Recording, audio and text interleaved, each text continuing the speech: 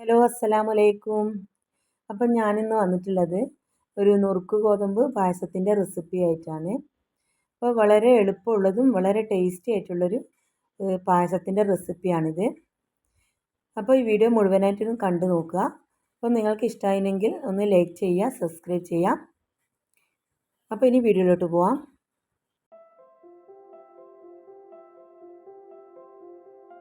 ഇനി ഈ ഒരു പായസം ഞാൻ എങ്ങനെ ഉണ്ടാക്കുന്നത് നോക്കാം.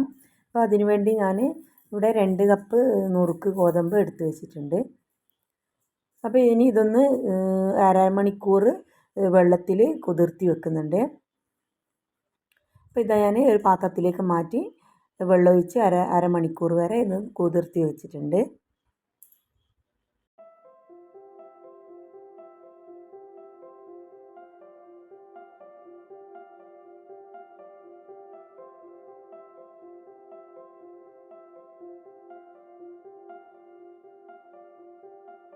ഇനി ഞാൻ ഈ നുറുക്ക് ഗോതമ്പൊന്ന് കഴുകി എടുത്തിട്ടുണ്ട്.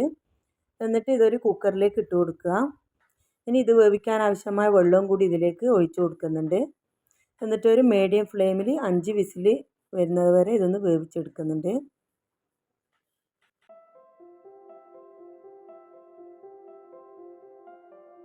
ഇനി ഞാൻ ഈ ഒരു പായസത്തിന് വേണ്ടി 2 തേങ്ങ ചിരകി വെച്ചിട്ടുണ്ട്.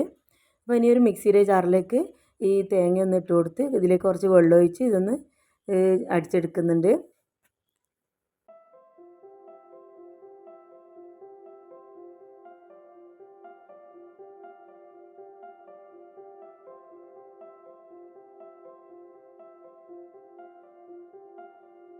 അപ്പോൾ ഇതാ ഞാൻ 2 പാലും കട്ടിയുള്ള പാലും കട്ടിയില്ലാത്ത തേങ്ങാപ്പാലും ഞാൻ 2 പാത്രത്തിലേക്കായി മാറ്റി കൊടുത്തിട്ടുണ്ട്. ഇനി ഞാൻ കുറച്ച് ശർക്കര എടുത്ത് വെച്ചിട്ടുണ്ട്. അപ്പോൾ ഇനി ഇതൊന്ന് കഴുകിയിട്ട് ഒരു പാത്രത്തിലേക്ക് ഇട്ട് കൊടുത്തിട്ടുണ്ട്.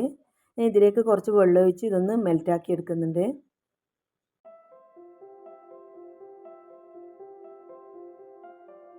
അങ്ങനെ ഇതാ ഞാൻ 5 വിസിലടിച്ചതിന് ശേഷം കുക്കറൊന്ന് തുറന്ന് നോക്കുന്നുണ്ട്.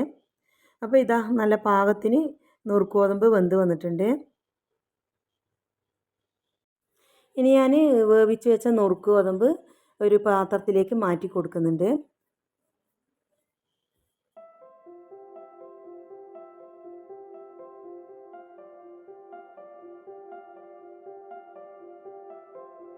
ഇനി ഞാൻ നേരത്തെ മെൽറ്റാക്കി വെച്ച വെള്ളം ഒന്ന് അരിച്ച് ഇതിലേക്ക് ഒഴിച്ചു കൊടുക്കുന്നുണ്ട്. അപ്പോൾ ഇനി ഇതൊന്ന് നല്ലവണ്ണം ഒന്ന് മിക്സാക്കി എടുക്കുക.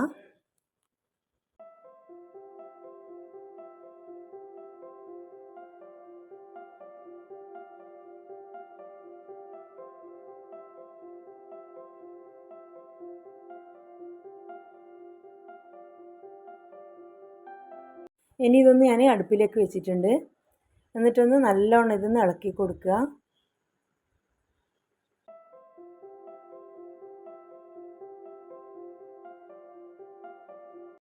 ഇതിലേക്ക് ഞാൻ ആവശ്യത്തിന് ഉപ്പും കൂടി ഇട്ട് കൊടുത്തിട്ടുണ്ട്. എന്നിട്ടൊന്ന് ഇളക്കി കൊടുക്കുക. അപ്പോൾ ഇതാ നല്ലവണ്ണം ഇത് കുറുകി വന്നിട്ടുണ്ട്. ഇനി ഇതിലേക്ക് ഞാൻ നേരത്തെ എടുത്തു വെച്ച 2ാം തേങ്ങാപ്പാൽ ഇതിലേക്ക് ഒഴിച്ചു കൊടുക്കുന്നുണ്ട്. എന്നിട്ടൊന്ന് നല്ലവണ്ണം ഒന്ന് തിളപ്പിച്ചെടുക്കുക.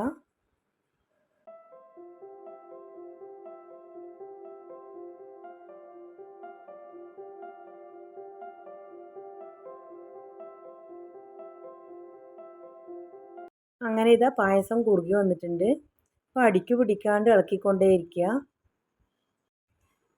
ഇനി ഞാൻ ഇതിലേക്ക് കുറച്ച് ഏലക്കാപ്പൊടിയും കൂടി ചേർത്ത് കൊടുക്കുന്നുണ്ട്. അങ്ങനെ ഇതാ പായസം നല്ലവണ്ണം കുറുകി വന്നിട്ടുണ്ട്. ഇനി ഇതിലേക്ക് നേരത്തെ എടുത്ത് വെച്ച 1ാം തേങ്ങാപ്പാൽ ഒഴിച്ചു കൊടുക്കുന്നുണ്ട്. അപ്പോൾ ഇതൊന്ന് ഒഴിച്ചു കൊടുത്ത് ഒന്ന് നല്ലവണ്ണം യോജിപ്പിച്ചെടുക്കുക.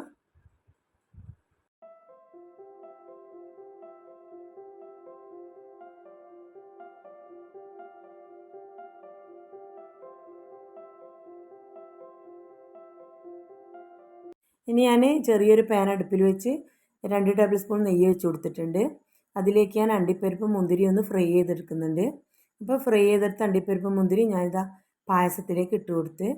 അപ്പോൾ ഇതാ പായസം തയ്യാറായിട്ടുണ്ട്. ഇനി ഫ്ലെയിം ഓഫ് ചെയ്ത് കൊടുക്കുക. അങ്ങനെ ഇതാ നല്ല അടിപൊളി നുറുക്ക് ഗോതമ്പ് പായസം ഇവിടെ റെഡി ആയിട്ടുണ്ട്. അപ്പോൾ വലിയ പെരുന്നാളിലാണ് വരുന്നത്, നിങ്ങളൊന്ന് ഉണ്ടാക്കി നോക്കുക. എന്നിട്ട് അഭിപ്രായങ്ങൾ കമൻറ്റ് ബോക്സിൽ അറിയിക്കുക. അപ്പോൾ എൻ്റെ ഈ വീഡിയോ നിങ്ങൾക്ക് ഇഷ്ടപ്പെട്ടിട്ടുണ്ടെങ്കിൽ ഒന്ന് ലൈക്ക് ചെയ്യുക. സബ്സ്ക്രൈബ് ചെയ്യാതെ കാണുന്നവരുണ്ടെങ്കിൽ ഒന്ന് സബ്സ്ക്രൈബ് ചെയ്യുക. ഇനിയും മറ്റൊരു വീഡിയോയുമായി വീണ്ടും കാണുന്നവരേക്കും ബൈ.